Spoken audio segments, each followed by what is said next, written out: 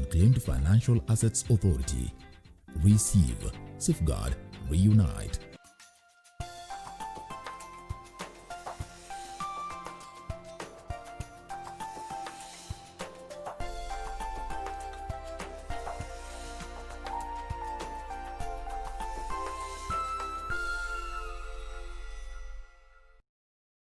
Don't be boxed in. Think outside the box this October with shows that'll set your imagination free on GoTV. There's always a wonder in drama when you're on GoTV Plus or GoTV Max. Smells like teen spirit whenever your favorite heroes hilariously fight crime in Jump City. There's a lot of belly-aching laughter when you see the funny side of culture. Stay connected or upgrade to GoTV Plus or GoTV Max for mind-blowing shows. We're stepping out of the box with GoTV. Live it, love it. The procedure of reporting assets to the Unclaimed Financial Assets Authority is simplified in the following easy steps. Step 1.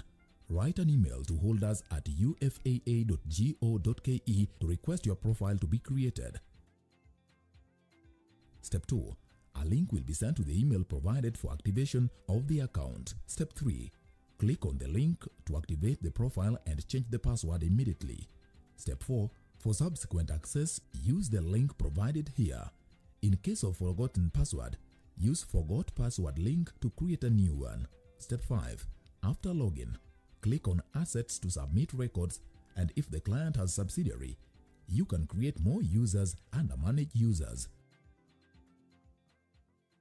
Unclaimed Financial Assets Authority. Receive, safeguard, reunite.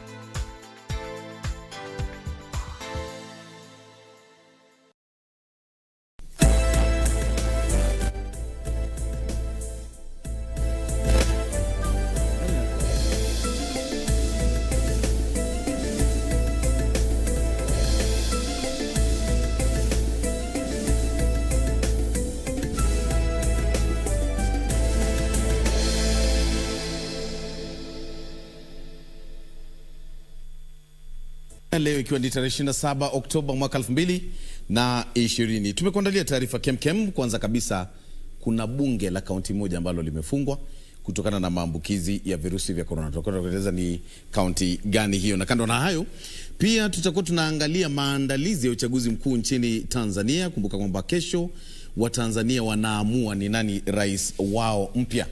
Kando na hayo, kuna mwigizaji mmoja mashuhuri sana ambaye ulimfahamu katika kipindi cha Vitimbi hapa katika runinga ya KBC Channel 1 ambaye ameaga dunia. Tutakwenda kufahamisha ni nani huyo, na kama ilivyo ada, ukiniona kwenye darubini unafahamu kwamba mwishoni nitakuwa nakupa utafiti wa leo. Lakini kwanza, vionja habari.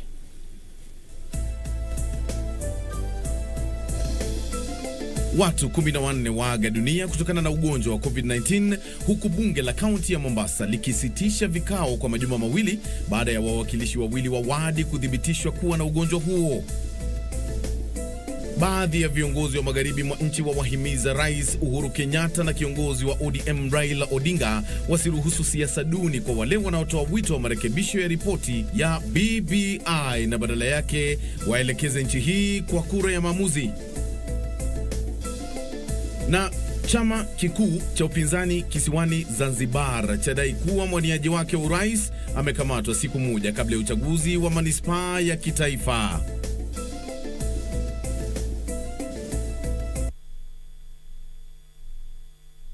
Mtangazaji wangu wa ishara ni mwanadada shupavu ambaye anaitwa Lucy Mwaura, nami naitwa Bonny Musambi. Wasiliana nami katika Twitter @KBC Channel 1 na @Bonny Musambi. Naam. Kiwango cha maambukizi ya corona nchini Kenya kinazidi kuongezeka na sasa kimefikia 20.5%, huku idadi jumla ya visa vya maambukizi humu nchini ikipita alama ya 50,000 Kulingana na Wizara ya Afya, watu 50,833 wamethibitishwa kuwa na virusi vya korona kufikia sasa, siku 226 baada ya kisa cha kwanza kuripotiwa humu nchini. Kulingana na takwimu za hivi punde ni kwamba watu 836 wamethibitishwa kuwa na virusi vya korona kutokana na sampuli 4,076 zilizopimwa katika muda wa saa 24 zilizopita. Idadi jumla ya watu waliofariki kutokana na ugonjwa wa COVID-19 pia imezidi kuongezeka hadi 934 kwa sasa, baada ya taifa hili kuwapoteza wagonjwa 14 zaidi.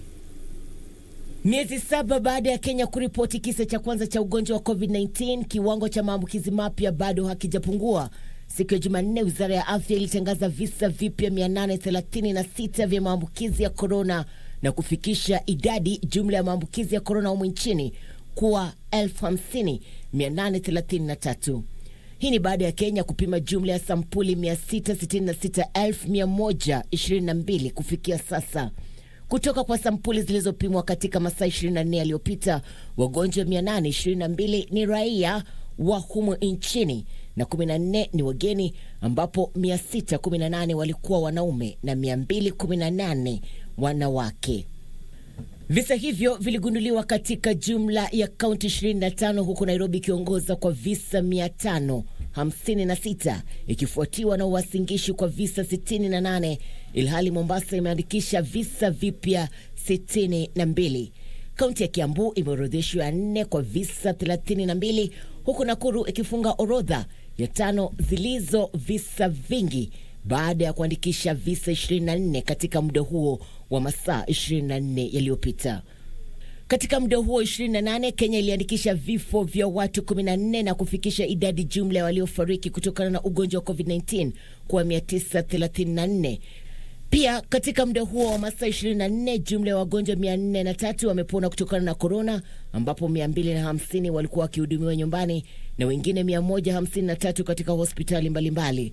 Kwa sasa wagonjwa 1,150 wamelazwa kwenye taasisi za afya humu nchini, ilhali wengine 3,961 wanaendelea kutengwa na kuhudumiwa nyumbani.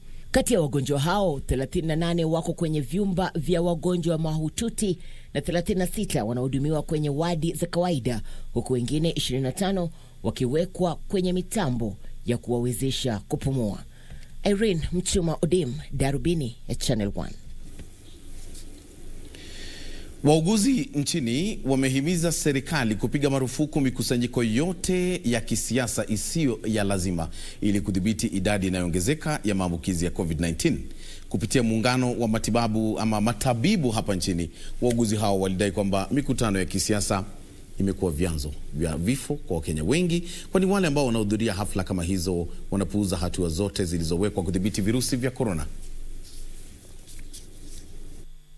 The general public is advised to take containment measure communicated by the Minister of Health seriously as an individual, not as a populous issue. To avoid political and non-essential gathering, because this might cost your life. That, as you see from yesterday test, the percentage is above 12% infection among those that were tested. The worry that anyone should be worrying is whether we have more infection than those that are being tested. And why we should be able to worry is because we have thrown all the measures, the policies that we have provided, and we are not following them, starting from the top leadership in this country. Tell the government that they really need to move with speed, because we are likely going to be run by this pandemic. The way things are, the structure, the human resource, which the influential people who are supposed to be models to the entire public are treating these measures, then we are going to have a surge in the cases in the community. As we talk now, some of the facilities like MTRH are actually full.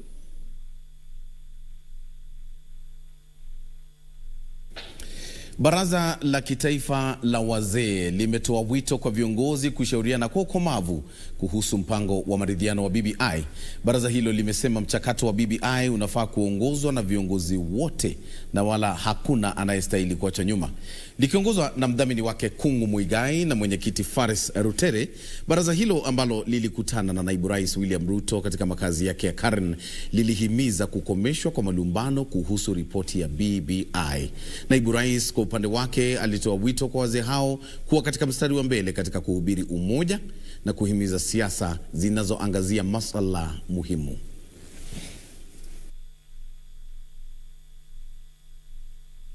Mtu aje aseme maneno yake, Wakenya watasikiza na watasema huyu ametoa point. Huyu ametoa point. Lakini hiyo ya kukibia na maroli hakuna point unatoa. Na hiyo tukiwa wazee tutakataa. Tunataka watu waongee na waongee pamoja. Wewe simama imara. Sisi wewe ni mtoto yetu. Kama wewe unatembea, wacha chuki. Hata kama wewe nasikia kitu namna gani, wewe endelea na yako. Wewe kama deputy president na team na president na timu yenu ya government, tufanyie kazi pamoja, ndio tunaweza kuvuka hiyo bridge ya kuleta amani na umoja na development kwa hii nchi. Hata mambo yakienda yawe mazito, inatakikana mahali neutral, watu wote wanaweza kwenda pale wasikizwe na watu ambao wako na hekima, wako na ubusara, lakini hawaegemei upande wowote wa siasa. And I want to encourage you kama wazee wetu, tafadhali, that should be the standard. Don't lower that standard. Na mimi nataka niseme asante sana kwa kutusaidia kuzungumza na Kenya, kuzungumza na Wakenya, kuzungumza na taifa letu, ili tuwe na amani, tuwe na uwiano, tuwe na maelewano baina ya Wakenya. Sasa tuangazie masuala ya ugonjwa wa COVID-19. Bunge la kaunti ya Mombasa leo limesitisha vikao vyake kwa muda wa majuma mawili baada ya wawakilishi watatu wa wadi kuthibitishwa kuwa na ugonjwa wa COVID-19. Kiranja wa wengi Junior Wambua alidhibitisha kusitishwa kwa vikao hivyo, akisema hatua hiyo inanuiwa kuwazuia wanachama zaidi kuambukizwa virusi hivyo na inaambatana na mwongozo wa Wizara ya Afya kuhusu udhibiti wa virusi vya corona. Kiranja wa wengi katika bunge la kaunti ya Mombasa Junior Wambua alithibitisha kwamba wenzake watatu katika bunge hilo wamebainishwa kuwa na virusi vya corona. Na kumepatikana watatu wako positive. Na tukaona ni mzuri tufunge bunge ili wale waendelee na kupata matibabu, na baada ya wiki mbili tufungue bunge. Mwakilishi huyo wa wadi ya Chaani alikariri kwamba upimaji wa wafanyikazi wote kwenye jengo hilo unaendelea na kwamba jengo hilo litafukiziwa kemikali kuambatana na kanuni za Wizara ya Afya kuhusu kudhibiti kusambaa kwa virusi hivyo. Tumesema wale wengine wale wafanyikazi wetu pia wapimwe, na hiyo ndio kitu ambao nimeacha sasa hii inaendelea kuangaliwa na clerk, ili hakikisha kwamba daktari amekuja pale na amepimwa kila mtu ili tuweze kuwa safe katika bunge letu. Pia tumesema wakati huo wakipimwa tutapiga dawa jengo lote ili tuhakikisha kwamba tukirudi itakuwa ni mzuri kwa afya zetu na kwa wale wenzetu ambao tunawakilisha. Alisema kuwa bunge hilo litakuwa likitekeleza upimaji wa virusi hivyo kila baada ya miezi mitatu kubaini kiwango cha ueneaji wa virusi hivyo. Aliwahimiza wakazi wa Mombasa kutii kanuni zilizowekwa za kuzuia kuenea kwa virusi, hasa wakati huu ambapo chamko la pili linajiri. Ile ningetaka kuomba wakazi wa Mombasa ni kwamba ugonjwa wa corona uko, na wachukue tahadhari zote zile zinawezesha tuishi katika hali nzuri. Bunge hilo limefungwa huku kaunti hiyo ikinakili visa 62 vipya vya maambukizi ya ugonjwa huo katika muda wa saa 24 zilizopita, huku eneo la Mvita likinakili visa 27, Nyali 14, Jomvu na Kisauni 7 kila mmoja, Likoni 5 na Changamwe 2. Nikiripotia darubini ya Channel 1 kutoka kaunti ya Mombasa, mimi ni Anburu. Haya, mtazamaji, ni wakati wa pumziko fupi, lakini nakukumbusha kwamba leo katika utafiti wangu nitakuwa na kusaidia wewe ambaye labda umelemewa na midomo iliyokauka sana. Ushaimwona mtu ambaye midomo yake inakauka ajabu hata karibu ipate vidonda? Ni nini ambacho kinasababisha midomo yako kukauka kupita kiasi, na ni kipi ambacho unaweza fanya pale nyumbani kwa urahisi tu ukasaidia midomo yako? Nitakuwa nakufahamisha katika utafiti wangu mwishoni mwa darubini ya Channel 1.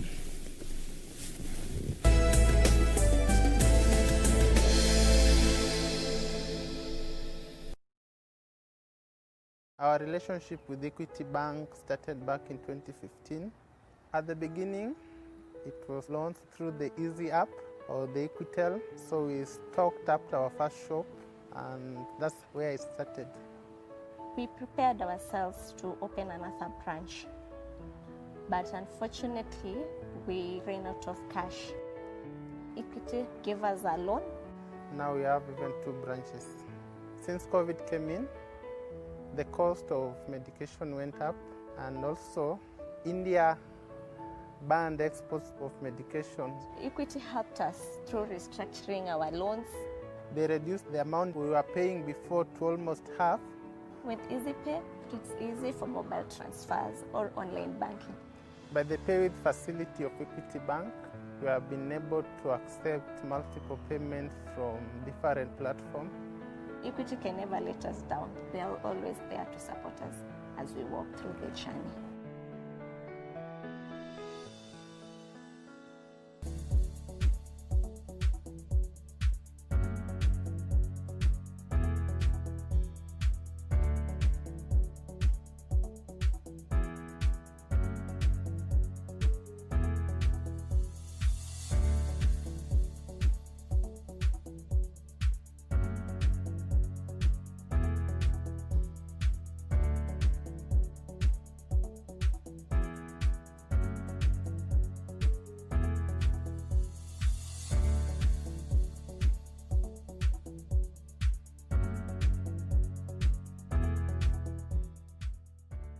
Tonight on KBC Channel 1.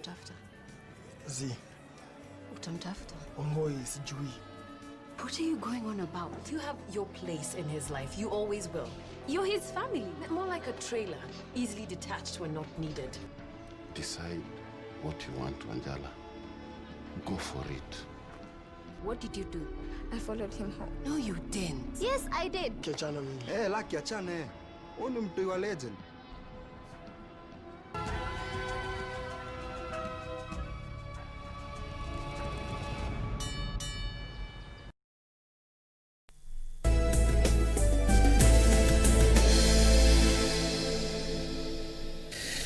Karibu tena mtazamaji, hii ni darubini ya Channel 1 ukiwa nami Bonny Musambi na mtangazaji wangu wa ishara ambaye anaitwa Lucy Mwaura. Naam. Chama kikuu cha upinzani huko Zanzibar kinadai mwaniaji wake wa urais amekamatwa ikiwa imesalia siku moja tu kabla ya kufanyika uchaguzi wa kitaifa na wa mabaraza. Chama hicho cha Alliance for Change and Transparency almaarufu ACT Wazalendo kinasema Maalim Seif Sharif alikuwa kwenye kituo kimoja cha uchaguzi Jumanne asubuhi wakati alipokamatwa na maafisa wa polisi. Siku ya Jumatano, wakazi wa Tanzania bara wanapiga kura kumchagua rais wao, wabunge na pia maafisa wa mabaraza wa miji. Rais wa sasa John Joseph Pombe Magufuli anatafuta kuchaguliwa kwa muhula wa pili ambapo watakabiliana vikali na waniaji wengine 14.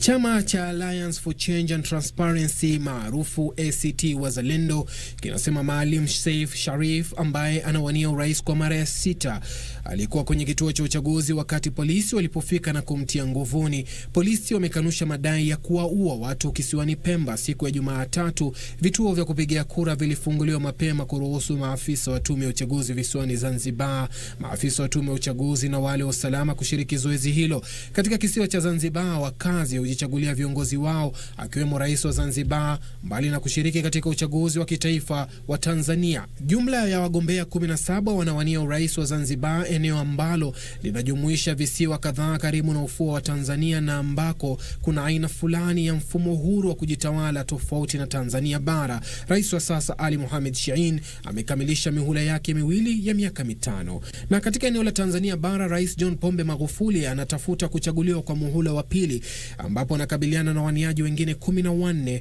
Yeye ni mwaniaji wa Chama cha Mapinduzi CCM ambacho kimekuwa madarakani tangu uhuru. Zaidi ya wakazi milioni 29 waliandikishwa kuwa wapiga kura nchini humo. Vituo vya kupigia kura vitafunguliwa saa 1 asubuhi na kufungwa saa 10 alasiri siku ya Jumatano. Mnamo siku za kutangulia uchaguzi huo, vyama vya upinzani vililalama kuhusu vitisho na dhulma, huku tume ya uchaguzi ikiwapiga marufuku waniaji kadhaa wa ubunge kwa tiketi za upinzani, hali ambayo imesababisha makundi ya kutetea haki kuishtumu serikali kwa kuvuruga uhuru wa wanahabari na pia wa kujieleza.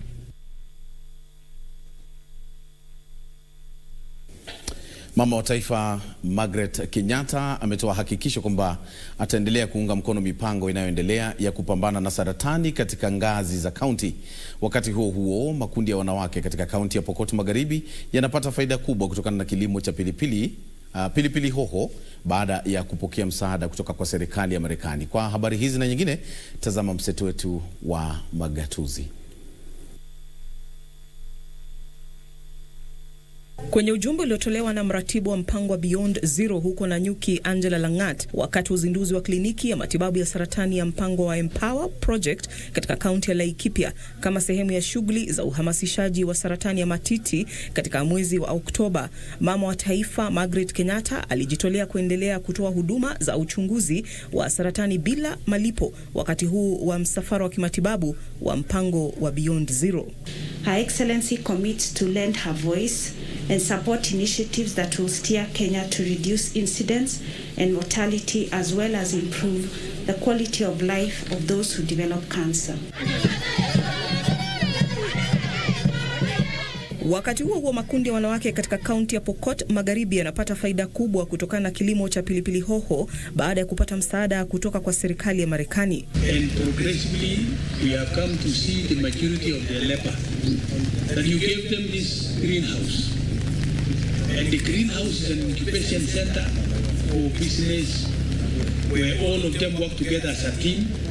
Kwingineko katika kaunti ya Samburu, mbunge wa Samburu Kaskazini Alois Lentoimaga ameelezea wasiwasi kuhusu kuongezeka kwa visa vya ukosefu usalama huko Baragoi. Tumekosa kufanya projects mzuri, tumekosa kupata wageni, hata investors, hata NGOs, hata projects serikali mingi imerudi kwa sababu ya kutokuwa na usalama. Tunaomba watu wetu waeke usalama ndio tu attract investors, to attract projects ambayo inaweza create employment na pia ilete maendeleo katika sehemu yetu. Hatimaye tawi la Mombasa la chama cha wauguzi humu nchini limetoa ilani ya wiki moja kwa serikali ya kaunti ya Mombasa kuzingatia maslahi yao, la sivyo watakatiza huduma katika hospitali za umma. In the next 1 week, if they are not going to pay salaries, we shall now issue a form of strike notice, and in the going forward we shall now embark on a strike that will last for many days if the employer is not going to act.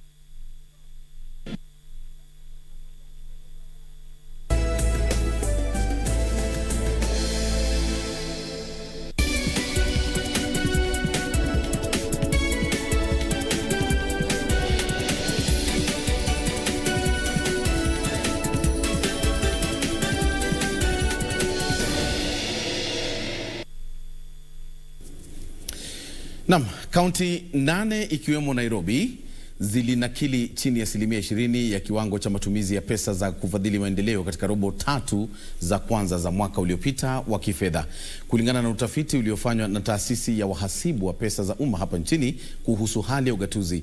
Mizozo ya mara kwa mara na kuchelewa kupitisha miswada ya ugavi wa mapato kumesababisha maeneo ya kaunti kutekeleza miradi ya maendeleo na kujiongezea madeni. Serikali za kaunti zilitengewa shilingi bilioni 397 mwaka huu wa kifedha kwenye makubaliano yaliyoafikiwa baada ya mzozo uliokumba mchakato wa kupitisha mswada wa ugavi wa mapato katika kaunti. Kulingana na ripoti ya utafiti kuhusu ugatuzi uliofanywa na taasisi ya wahasibu wa pesa za umma hapa nchini ISPAC, mizozo ya aina hiyo na hali ya kuchelewa kutolewa kwa pesa za serikali za kaunti hupunguza pakubwa pesa za kufadhili maendeleo katika maeneo ya kaunti. Ripoti hiyo inasema kati ya kaunti 24 ambako utafiti huo ulifanywa, kaunti ya Murang'a ilitumia kiasi kikubwa zaidi cha 60% ya pesa zake kwenye shughuli za maendeleo, huku kaunti ya Isiolo ikitumia kiasi cha 9.3. To fast track the disbursement of funds to counties. We appreciate the challenges that the National Treasury face and carry in revenue collection, but I think it should be predictable well enough so that counties do not suffer service delivery. Wizara ya ugatuzi imesema hali ya kupungua kwa shughuli za maendeleo katika maeneo ya kaunti huchangiwa na hali ya kaunti kutegemea zaidi migao ya pesa kutoka kwa serikali ya kitaifa, na ikatoa wito kwa serikali za kaunti kuimarisha mifumo ya ukusanyaji mapato ili kuongeza mapato yao. It is true that in some counties, when you look at the former local authorities, some local authorities were actually collecting more than some counties are doing today. I have a revenue collection bill that is going to centralize all revenue collections. Right now what we have is that there are systems that collect revenue, but those revenues are pilfered to different accounts. Sekta ya afya ndio iliyofadhiliwa zaidi, huku serikali za kaunti zikitenga 25% ya pesa zote za matumizi ili kuboresha mifumo yao ya afya. Ripoti hiyo inaunga mkono ahadi iliyotolewa wiki iliyopita na baraza la magavana ya kuongeza migao ya pesa kwa sekta ya kilimo hadi angalau 10%.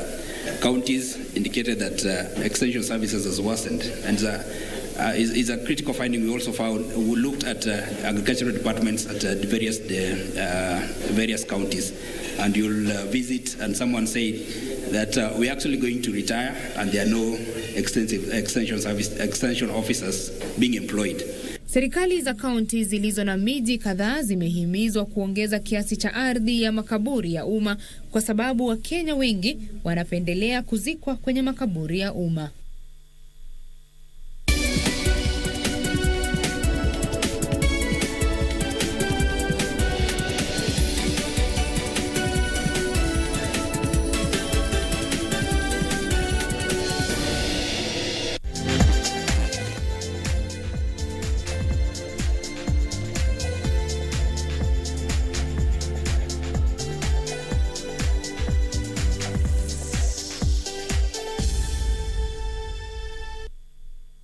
Asante sana Jamison Gideon kutoka hapa Buruburu, Nairobi, na nifahamisha kwamba nasubiri sana utafiti aweze kujua namna ya kupambana na midomo iliyokauka kupita kiasi.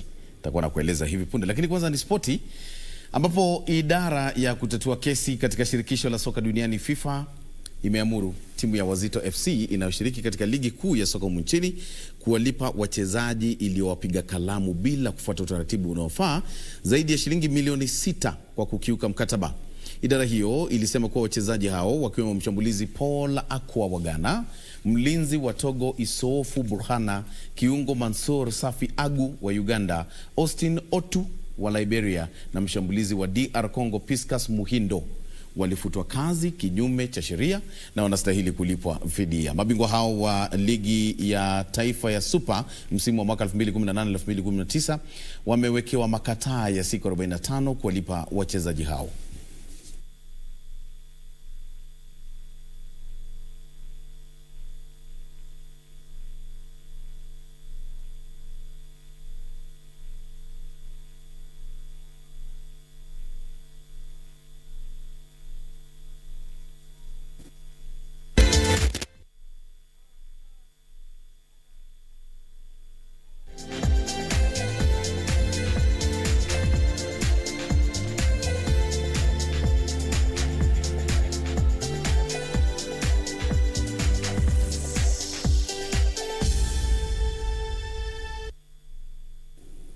Na kabla ya utafiti, mtazamaji, ni kupe taarifa ya tanzia ambayo imetugusa sana sisi hapa katika KBC, na najua unamfahamu mwanasarakasi huyu maarufu Mohamed Tajiri ambaye amefariki.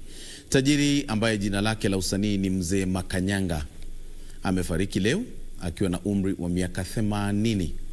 Kulingana na familia yake, Tajiri alifariki nyumbani kwake katika sehemu ya Majengo, kaunti ya Nairobi. Tajiri alitekeleza majukumu makubwa katika vipindi vya chipukizi na vituko vilivyopeperushwa kwenye runinga ya KBC. Alishiriki mara ya mwisho katika uigizaji kwenye kipindi cha Vitimbi ambacho kiliandaliwa kwa mara ya mwisho mwaka 2014. Marehemu Makanyanga atazikwa katika makaburi ya Waislamu ya Kariakoo Jumatano alasiri kuambatana na tamaduni za Kiislamu. Hiyo ndio imenileta, na hayo maneno haikunifurahisha sana. Unaona? Sasa wacha tuache kuongea maneno mengi. Hii siku umekuja nayo hapa ya kazi gani? Unaona sasa hii ni kifungu ya shilingi 2. Unaona? Badala ya kuuziwa kule shilingi 5, nikaona hii mama ndio mzuri sana, na ningeendelea na kazi yangu wa manager, ningelikuwa nikileta masukuma kama hii. Sasa kwanza ngomongo hii sukuma hata kwanza imechoka choka, imeliwaliwa na wadudu. Hiyo ndio unasema ni sukuma fresh? Quantity. Unaona ni wingi. Tuachane na habari ya sukuma. Okay. Mimi nilikuwa nakuulizaje ngomongo? Mimi unajua kuna vitu zinaendelea hata sielewi ni vitu gani zinaendelea. Ndio. Hapa hotelini na kule nyumbani. Huyu mzee kwanza, yeye anakujaga hotelini saa ngapi? Na usiambie mtu mwingine hii maneno iwe ni mimi na wewe, unasikia? Ndio. Anakujaga saa ngapi? Washa nikwambie. Ni mzuri umegundua hiyo maneno. Unaona kama hii mvua, ilianza na tone moja. Safiri salama, msalimu Maulana, tutaonana baadaye. Safiri salama, msalimu Maulana, tutaonana baadaye.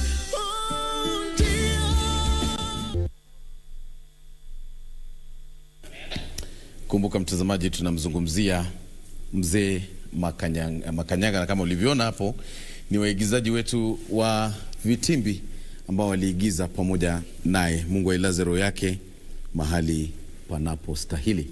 Basi nimefika mwisho wa darubini ya Channel 1, na naomba nikusaidie wewe ambaye labda unalemewa na midomo iliyokauka sana.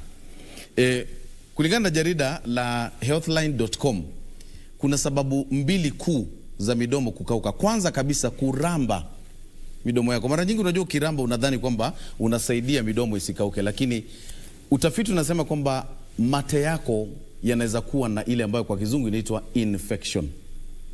Sasa yakiwa na infection na urambe mdomo wako utakauka ajabu. Kwa hivyo epuka kuramba mdomo wako kwa njia zozote zile.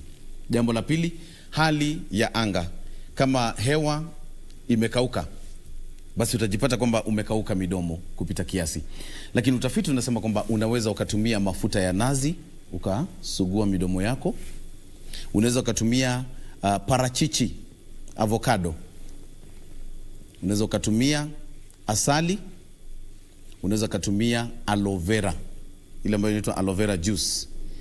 Ukaweza kumasaje midomo yako pole pole tu, na bila shaka utasaidika. Na pia unaweza chukua limau alafu ukapaka kwenye midomo yako. Kwa hivyo kama umelemewa sasa umejua, epuka kuramba na unaweza tumia hizo. Natumai kwamba umesaidika na utafiti wa leo. Shukrani za dhati kwa kutazama darubini ya Channel 1. Mtangazaji wangu wa ishara anaitwa Lucy Mwaura, na mimi naitwa Bonny Musambi.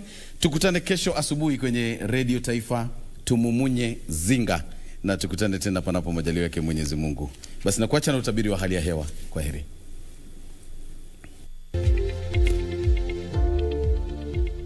Natumai mtazamaji umefahamika vya kutosha kupitia habari zetu za darubini ya Channel 1.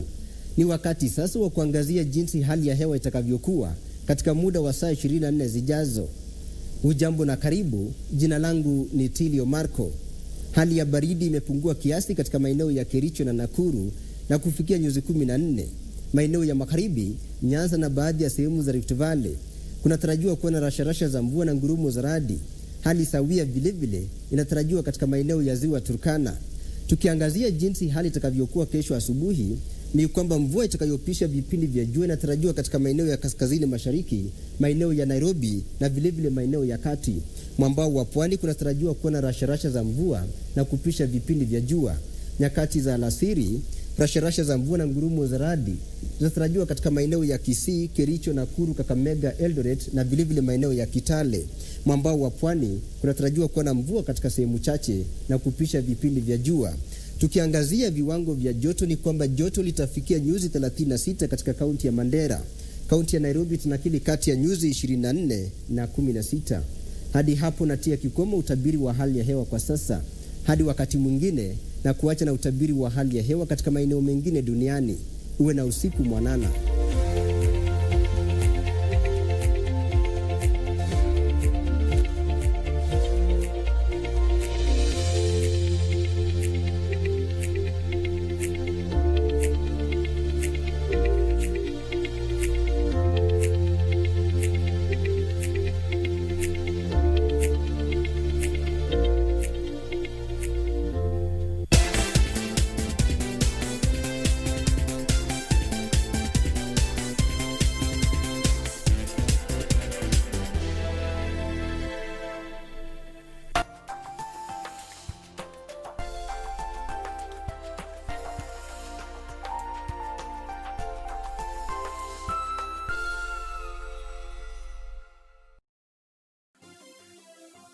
Vera Beauty College.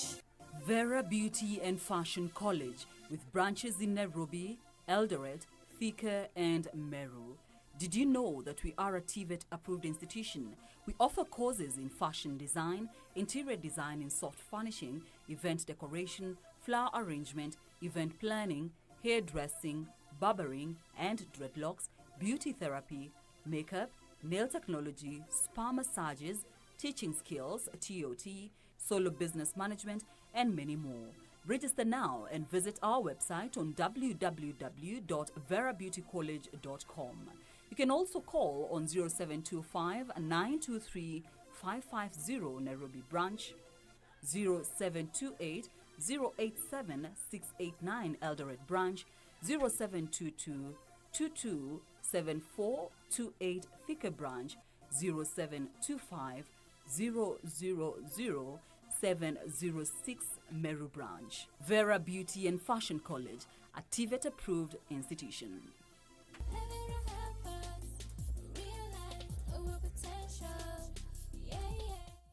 Moharata Food Limited manufacturers, supplies and installs a variety of agri-machinery including modokoi and maize hullers, vertical and horizontal mixers, maize sheller and grain threshers. We also manufacture electric and diesel posho mill, small and large silage choppers, cold oil press, hay shredders, roll mill and sifted mill, crusher and many more. For more information, call us on 0735 597 509 or 0706 618 847 in Nairobi, or 0751 750 885 or 041 223 0332 in Mombasa. Moharata Food Company Limited. Our 35 years experience, your guarantee. Bank wakasema mwenye ako na loan tuende kwa bank. Mtu vile alikuwa amechukua loan yake kiwango yake akareduciwa. Sasa ingekuwa maisha ni ngumu kabisa. Next on. Let us get this right. Shut up, Julia. Quit behaving like a class 4 kid, and woman up. Farah, you were saying? Pathetic Nyanji. If I ever told you that you are my hero, you are my chakinodi. When I grow up, I just want to be like you. Hey, Mwalimu, those are really big names. Hey, I wish I could be smart like you. Sasa nimekuwa marafiki na Equity Bank kabisa.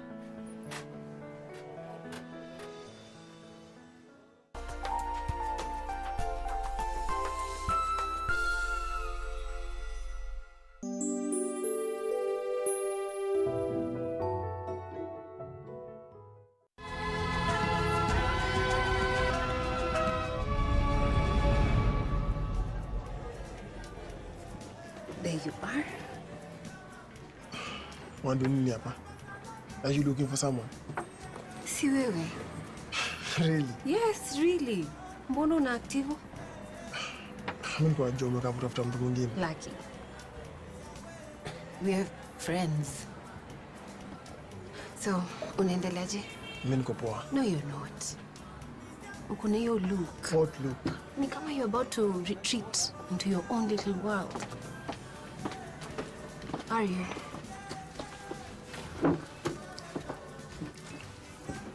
Ona sasa. If you want to talk, I'm here. I'm surprised uko na time. Life yako siku hizi imejaa tu sana. Yeah, na make new friends. Lakini good for you. Everyone else seems to be moving on.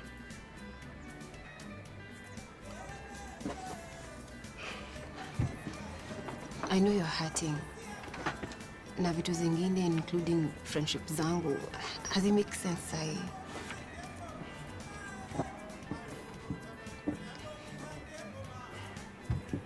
Unamtafuta? Zi. Utamtafuta? Ongoi sijui. Nimekuwa nikifikiria Amani akiget kujua grandfather yake.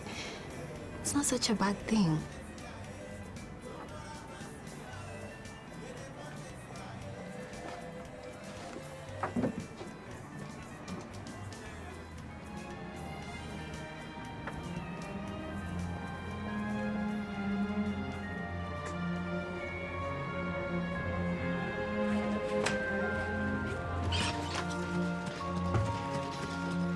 Got a minute?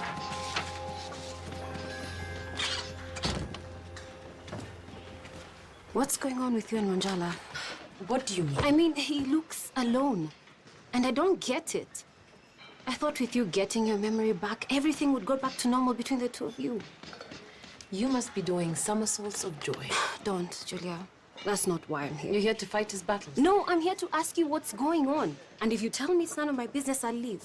But Wanjala needs his best friend right now. The things I have accepted. The things I have accepted too. I'm not his best friend. I never was. What are you going on about? You have your place in his life. You always will. You're his family. More like a trailer, easily detached when not needed. What did he do? Is it to you? If it affects him, it affects me. Oh wow. Support. Good for Wanjala. Bitterness doesn't suit you, Julia. If Wanjala really needed me, he knows where to find me. He thinks you'll reject him. Well, he should be man enough to try anyway.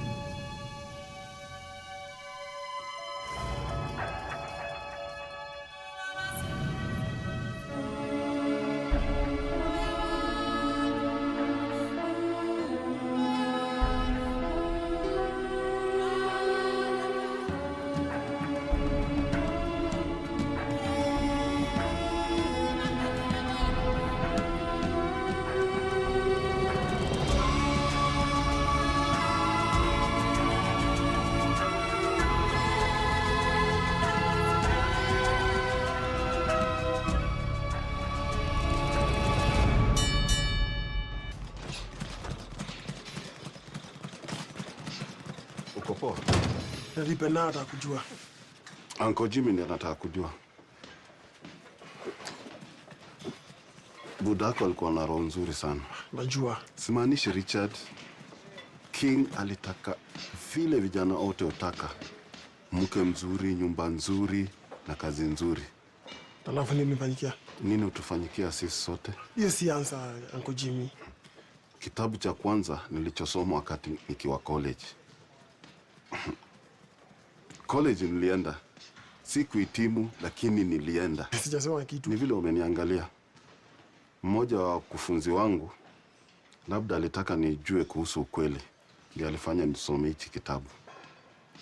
Yaani wewe unamaanisha hata kusoma unafikiri sijui. Ilikuwa inahusu Mungu wa Kigiriki. Kitu kama hicho. Isakat. Hivyo. Alipaa mpaka akafika karibu jua. Alafu mabawa ikaungua. Huyo chini. Cheki, siko sure naelewa tunasema. Babako alikuwa ni mtu wa ukweli. Na alitaka ukweli in black and white. But si hivyo ndio inafaa ikuwe. Sio kama ukiishi dunia ya kikweli. Sasa unataka kunishow?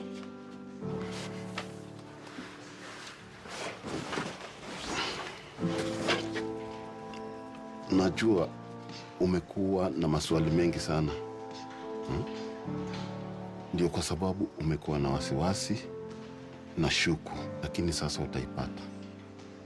Kuvura manisha alikuwa anataka nimtafute. Kama unataka ukweli, labda ukweli uko mlangoni kwako. Cheki sasa, tena umeanza mariddles. Decide what you want, Anjala. Go for it.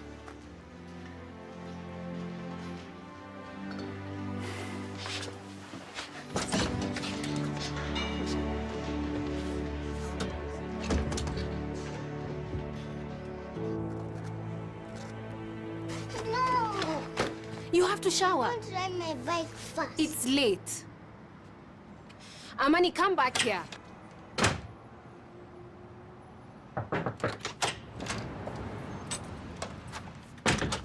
You look like you've swallowed a whole bucket of lemons. Blame that niece of yours. She doesn't want to take her bath. I would try and help, but I'm the cool aunt. Punishments, ultimatums, not my thing. So I have news. More drama. It's a high time you had your own reality show. I'm having trouble keeping up with your tales. If only they were imaginary. You know what I mean? So what happened? I'm assuming this is still about Simon. How did you know? Okay. So I did something. And don't judge me, because if I didn't do it, I wouldn't have discovered what I did. So now I am scared. What did you do? I followed him home. No, you didn't. Yes, I did. And it serves him right for being so secretive. But that's not the point. What did you find out? His home is bad, Ngoy.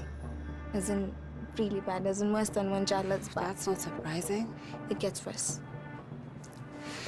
So, I followed him to his door. Stalking? I don't care. I'm sure I heard a child laughing. His child? Who knows? Didn't you confront him? Are you crazy? Well, if his house is like Wanjala's, or worse as you say, then the walls must be paper thin. The sound could have come from anywhere. Uh-huh. He's definitely hiding something. You're jumping to conclusions. What choice do I have? Ask him. And confess I followed him. No way. You know what, Pam? You can't be helped. You know that?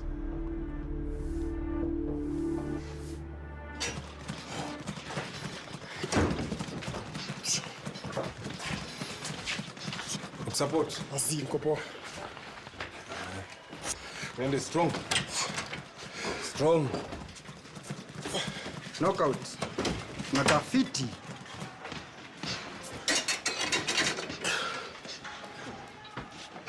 Can't believe it. What can I say? The last piece I did on you was such a hit. You better leave this gym. I'm sorry? Who died and made you the boss? Lucky achana mimi. Lucky achana. Wewe ni mtu wa legend. Mepata attention yako, si ndio? Acha nionekane zieka hapo. Nikisema kitu sio kweli unistopishe.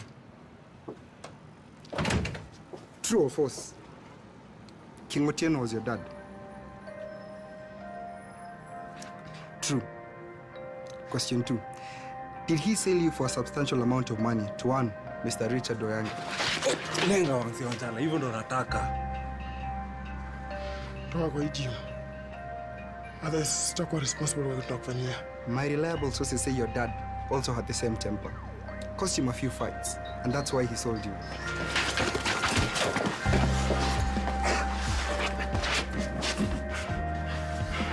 Nobody alikubai, pia alikufukuza. Naweza ona kwa nini.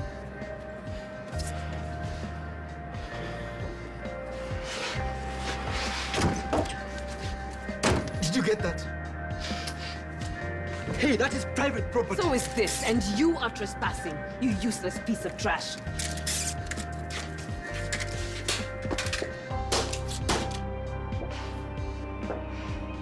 Gym full of boxers. Some of them have had a rough day. Are you sure you want to stick around? We're done here.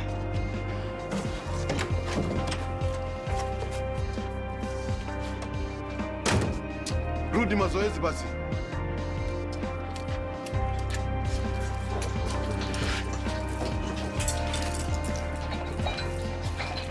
He needs you.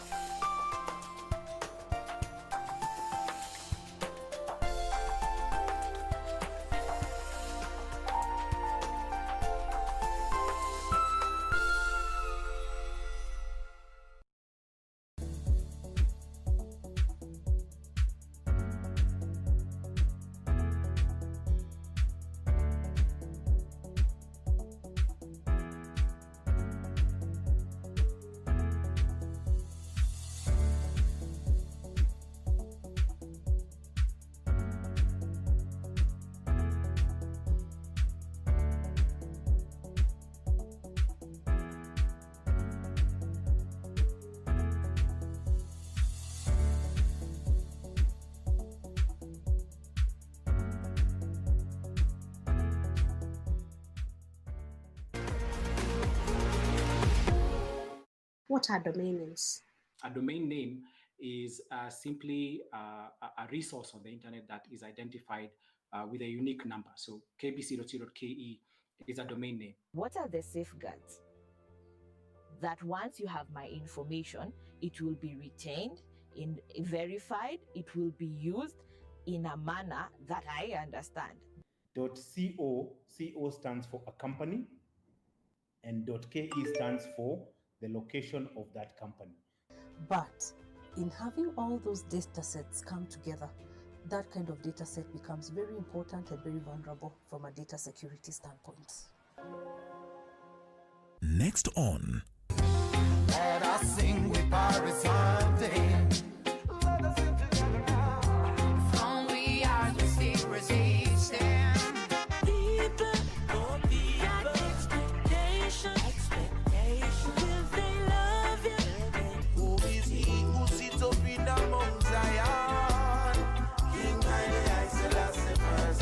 The King of Kings, he is the conquering lion. King Haile Selassie.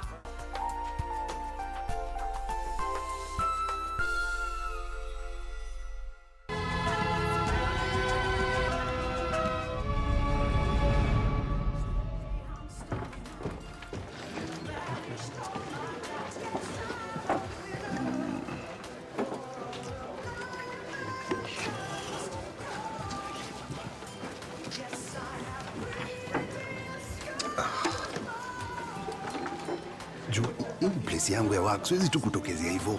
If you don't pick up my calls. Nimekuwa busy. So have I. Busy working, trying on your mother's case. I appreciate hivyo. Do you? Because you've hardly been showing me your gratitude. Na unajua kesi za kotini ni expensive. You need to keep up with your payments. Nilikushauri unipatie time more. I hardly charge you my full rates. So you have to pay up. Na meseniaje? Tena zina hii kesi. I beg your pardon? Nimesema uko fired. You let me know on how to proceed.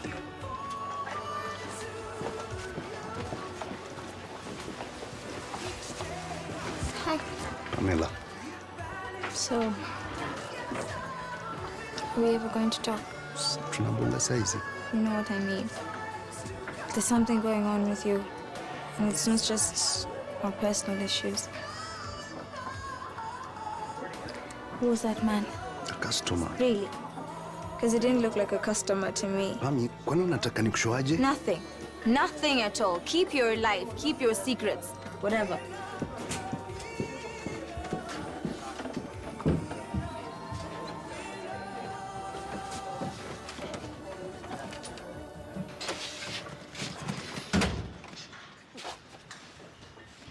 I don't want to talk. Too bad. I'll tell you the exact thing I told Wanjala. You need to decide what you want, then find a way to make it work. I want a successful gym. I'm concentrating on that. That's it? A successful gym. Work is what I know, what I understand. And family? Loyalty? People die, people leave, people move on with their lives. After everything you've been through, that's what you've learned. Yes. I've learned life is too short for people to keep lying to themselves. What do you think you've been lying to yourself about? Too many things. But this, Jim, this I know. If I focus on it, I can rescue it. It's not too late for that. That's my decision. Have you seen Dr. I'm not losing my mind. You're losing your brother. Well, he needs to deal with his own issues just like the rest of us.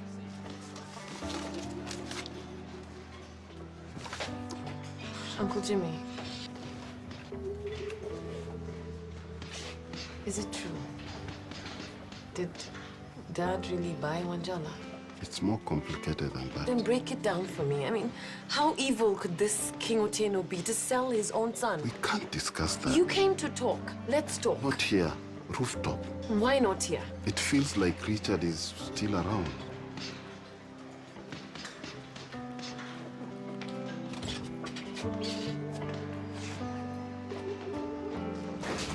Wewe Simon, usinishike bag. Ndo nigonge uso kihata. Wewe, usishike bag na kugonga uso. Wewe, kuna mesi ya loya mpoa. Kuna mesi ya loya mpoa mu affordable. Simon ndaka kuhusu loan shark ni. Huyo naweza deal na yeye. Ni loya wa mother. Kwa nini mother anahitaji lawyer? Unajua mother alikuwa na piga wax kama bocha. Sasa usungo wake anadaisha ati alimsanya. Alafu akatingwa. Sasa yule niko naye hata hakuna kitu anadai ni chapana, hakuna results. Hiyo ndo kwa maana ulichukua galon.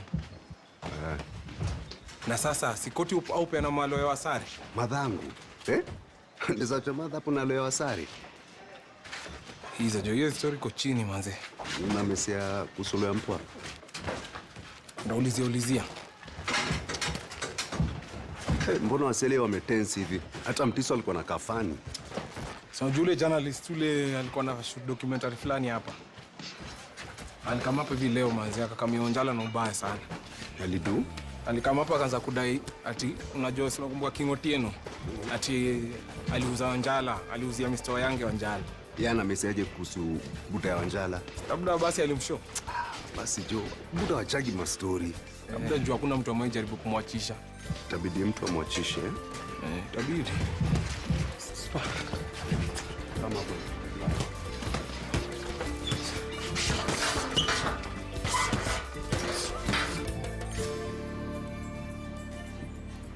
Special needs? We're not here to eat. We're here to talk about Dad. No. We are here to talk about your brother. Not now. There is nothing to discuss. I met King Otieno. And? Did you tell Wanjala? I thought you didn't care. Uncle Jimmy. Talk to me. Tell me what's going on in Wanjala's head. That is the question you should be asking yourself. Instead of sticking to all this, the gym is all I know business. Are you trying to tell me something? He needs you. That's all I'm saying. However this thing ends, he needs you. Dad really bought him, didn't he? Not the way you think. Was King Otieno a loser? Not the way you think. Can I get a straight answer? Please. Be there for your brother. What do you know?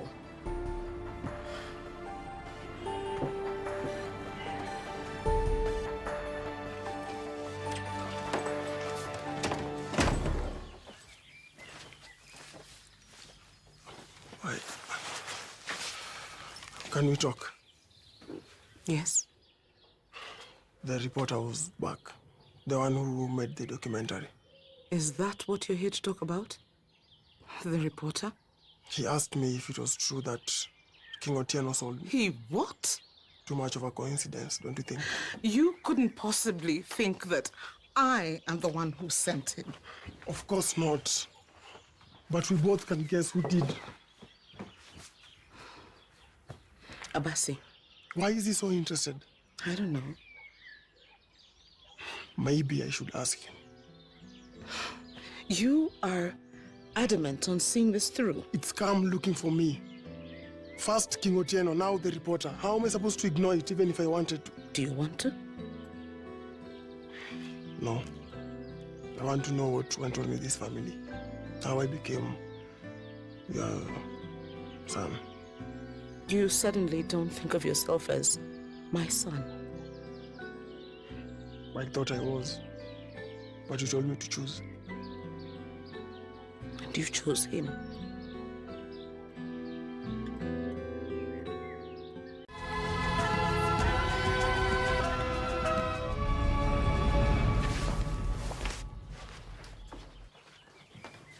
You're still going to insist on doing this, aren't you?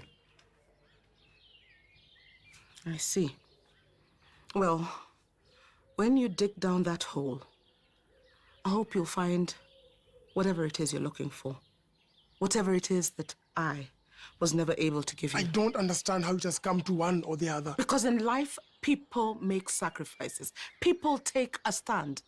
This is your chance, right now, to decide where you belong, with us or chasing some story. You can't have both. Ma, don't do this. Stay out of it, Pamela. You're asking him to choose between us and his father. He has a father.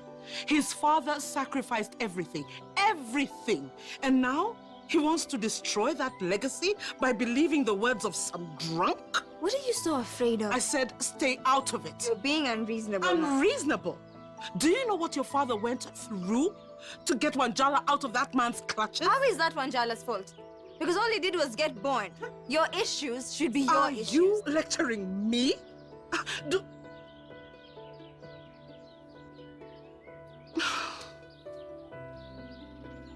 I hope you're happy. And I hope you've lost him. For good this time.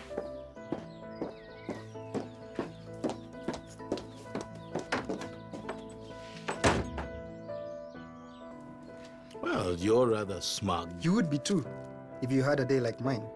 Well, don't leave me in suspense. How did it go? Like clockwork.